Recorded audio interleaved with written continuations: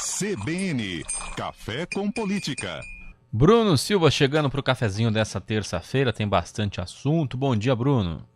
Olá, muito bom dia, Guilherme. Muito bom dia a todos os nossos queridos ouvintes aí do CBN Campinas, né? A política vai fervilhando aí conforme a semana vai avançando, né, Guilherme? Exatamente. Bom, a gente começa falando da sessão da Câmara de ontem, porque todas aquelas pautas de reestruturação na prefeitura, de criação de cargos, de alteração de estrutura, fim de cargos na CETEC, criação de outros cargos, criação de cargos de economista, enfim. Dessa vez foi tudo aprovado, teve quórum, lembrando que na última quarta-feira, por falta de quórum, essas propostas foram adiadas, tinha um quórum baixo, aí a base da prefeitura, né, do que apoia a prefeitura, a base do Dário acabou reduzindo esse quórum para que não houvesse quórum e adiasse essas propostas realmente para não ter o risco de reprovação, dado o baixo quórum, e agora foi, Bruno, agora foram votadas e aprovadas essas propostas. Agora foi, acho que sem muita dificuldade também para o governo, aquilo que eu disse para você lá atrás, né, para os nossos queridos ouvintes, Guilherme, das duas uma. Ou o Dário estava enfrentando algum tipo de resistência, teve que negociar em loco, ou a galera já tinha aproveitado também o feriado para dar um sumiço, né, Guilherme? E aí o que explica, inclusive, esse baixo quórum na Câmara como um todo, né? Não havia essa expectativa talvez de pautar naquele momento, mas aí acabou pautando.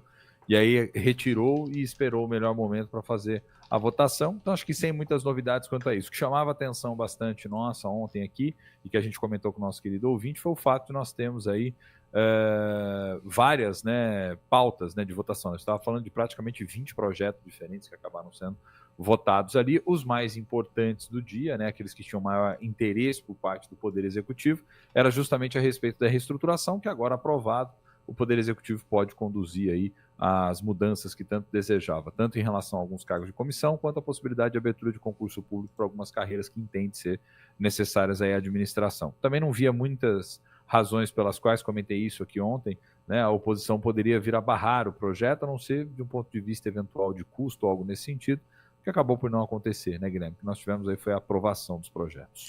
E um outro projeto que a gente citou ontem, daquele do antidrogas, né, de disponibilizar um vídeo a ser sempre veiculado antes de shows aqui em Campinas, esse foi adiado por pedidos de vistas da liderança de governo. Bom, as movimentações continuam visando a eleição desse ano, a eleição municipal, né? Por parte do Rafa Zimbaldi, agora foi fechado mais um apoio. Ele que, lembrando, teve aquela briga, né? Aquela luta, primeiro porque ele está no Cidadania, que está federado com o PSDB, teve que dar um jeito ali para conseguir viabilizar a própria candidatura, uma vez que tinha gente no PSDB querendo apoiar o atual prefeito Dário Saad na tentativa de se reeleger. No fim das contas, o Carlos Sampaio, nome histórico do PSDB de Campinas, acabou saindo do partido, foi para o PSD, e com isso o caminho ficou livre para o Rafa, que agora fechou apoio do PDT, que poderá indicar até o vice na chapa do Rafa Zimbaldi. E chama atenção, Bruno, esses dois apoios, né, do PSDB e do PDT, por quê? Porque eu estava lembrando aqui, até fui olhar, nas eleições de 2004 e 2008, o PDT elegeu, o prefeito reelegeu Hélio de Oliveira Santos, e o segundo colocado nessas eleições foi Carlos Sampaio, do PSDB. Então, PDT e PSDB há 20 anos, há 16 anos, estavam aqui brigando, né, pela prefeitura de Campinas, sendo protagonistas da eleição aqui na cidade. Hoje são partidos que estão enfraquecidos em relação ao que já foram no município, então não tem mais aquele nome forte, estão apoiando o Rafa Zimbaldi, então não são mais a cabeça das coligações, né?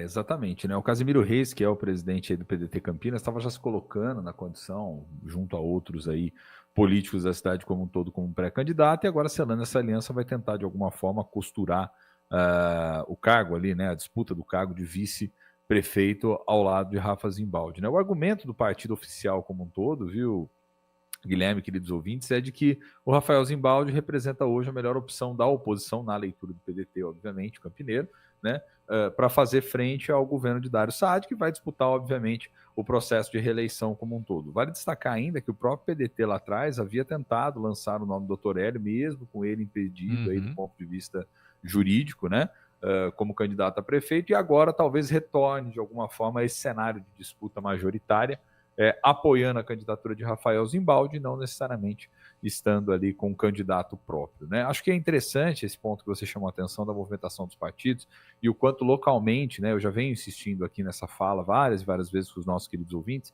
e o quanto pensar partidos a nível local é um tanto quanto diferente de pensar necessariamente os partidos a nível nacional. Por mais que também nacionalmente o PDT esteja um tanto quanto, vamos dizer assim, mais solto, né? Porque nem apoia sistematicamente, nem desapoia, tem membros do governo federal, mas tem algumas figuras do partido que se colocam, né? Nem como situação, nem como oposição, ficam nem lá, nem cá, vamos dizer assim. Isso também faz com que o próprio Ciro o Gomes partido não gosta de apoiar tão explicitamente o Lula, né? Até é um crítico, né? Mas tem ministro, né? Tem ministro, né? Você pega o Lupe e tem ministro. Então, Sim. quer dizer, é uma coisa meio interessante de pensar, né? Vamos colocar nesses termos, o partido, porque ele é também uma colcha de retalho, muitas das vezes. Isso não é exclusividade do PDT, tá, gente? Isso aqui são vários partidos políticos brasileiros que são dessa forma, dificilmente você mantém essa lógica de alinhamento. E aí, nesse caso, o Rafael Zimbaldi viu a possibilidade de somar a sigla, porque também, né, Guilherme, queridos ouvintes, tem um cálculo aí. Qual é o cálculo? Campanha, né? Campanha e recurso. Tempo de campanha e recurso do fundo partidário. Querendo ou não, o PDT tem um volume significativo também de acesso a fundo partidário e isso, de algum modo, aí acaba sendo interessante, além de tempo de TV e de rádio, que cada segundo acaba sendo precioso aí na construção da campanha como um todo. Por isso que os candidatos a prefeito tentam celebrar coligações a mais ampla possível no apoio majoritário.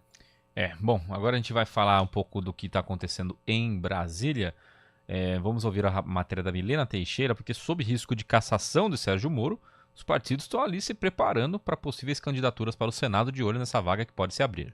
Apesar do voto do relator do TRE contra a cassação do mandato do senador Sérgio Moro, os partidos já se articulam para definir os próprios candidatos numa eventual eleição para a vaga do ex-juiz.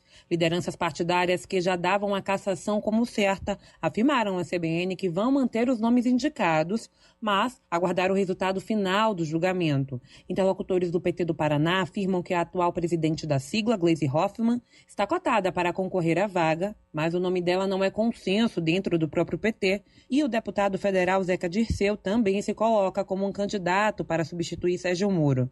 Por outro lado, o grupo do ex-presidente Jair Bolsonaro está apoiando Paulo Martins, que foi o segundo colocado ao Senado na disputa com Moro em 2022 e hoje é assessor especial do governador do Paraná, Ratinho Júnior. No União Brasil, a deputada Rosângela Moro, que é esposa de Sérgio Moro, avalia concorrer ao cargo. O nome do ex-senador Álvaro Dias, do Podemos, também aparece na disputa. Especialista em direito eleitoral, o advogado Antônio Carlos Freitas explica que, no caso de Moro, uma eleição pode ser necessária porque as ações contra ele pedem a cassação da chapa toda, o que inclui o parlamentar e os 2 suplentes. Essa ação, ela vai contra a chapa. Ela está impugnando a chapa que é formada pelo titular e seus 2 suplentes. Isso porque está colocando coisas que foi a candidatura como um todo. Então, esse abuso de poder político, abuso de poder econômico e uso indevido dos meios de comunicação aproveitou toda a chapa, então essa impugnação é da chapa. Por isso que o cargo de senador ficará vago, porque não tem um suplente, nem um segundo suplente para ocupar. Moro é acusado de abuso de poder econômico, Caixa 2 e uso indevido dos meios de comunicação durante a campanha de 2022. De Brasília, Milena Teixeira. Então tá aí, né, Bruno, esse cenário curioso, porque o Moro antes era um herói para muita gente da direita e foi ministro do Bolsonaro, só que saiu atirando e virou persona não grata para o bolsonarismo também. Com isso tá o PL e o PT querendo ver o Moro fora ali da cadeira de senador e já tem gente de olho. Tem gente de olho, né? O PT, por sua vez... Vamos lembrar que PT e PL que entraram com a ação lá atrás, né, pedindo justamente essa cassação da chapa como um todo, sob a justificativa de abuso de poder econômico, ainda no contexto da pré-campanha. A legislação ela é muito específica a respeito desse financiamento e ambos os partidos, né, olha aí, partidos que são opostos no nível federal, mas que se juntam, né, em termos de um interesse aí, quando entraram com a ação contra o Sérgio Moro, né, tanto o PT quanto o PL. E aí o que acontece? Você tem do lado do PT uma movimentação, Gleisi Hoffmann, né, sendo ventilada como uma possível candidata, em caso de a justiça acabar optando por essa... vamos dizer assim, por essa cassação, né, que seria da chapa como um todo, né, por abuso de poder econômico, e do outro lado o PL, cogitando alguns nomes, mas até mesmo a ex-primeira-dama, viu, Guilherme? Não tiraram isso do horizonte ainda, viu? Talvez de filiar Michele Bolsonaro lá pelo Paraná, né, para tentar testar o nome dela nas urnas, né? O PT pensou na Gleisi, obviamente uma questão dela ser do Paraná, ter bases lá, chegaram a cogitar também o Zeca Dirceu, que é filho do Zé Dirceu, Mas a questão interessante aqui de tudo isso é o quanto os partidos não dormem em serviço, né, Guilherme? Ou seja, nem foi decidido ainda, né? O voto ontem foi contrário a essa cassação, né? E agora a gente precisa acompanhar os desdobramentos disso tudo, que tem tudo para terminar lá nos tribunais superiores, viu, Guilherme? Tá? Pelo andar da carruagem e observando que a gente já sabe o que acontece na política brasileira, tem tudo para terminar nos tribunais superiores.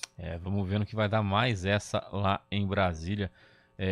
Tem até quem fale por fora no Álvaro Dias, né, que foi até padrinho do Moro, no fim acabou perdendo a eleição para ele, talvez poderia retornar.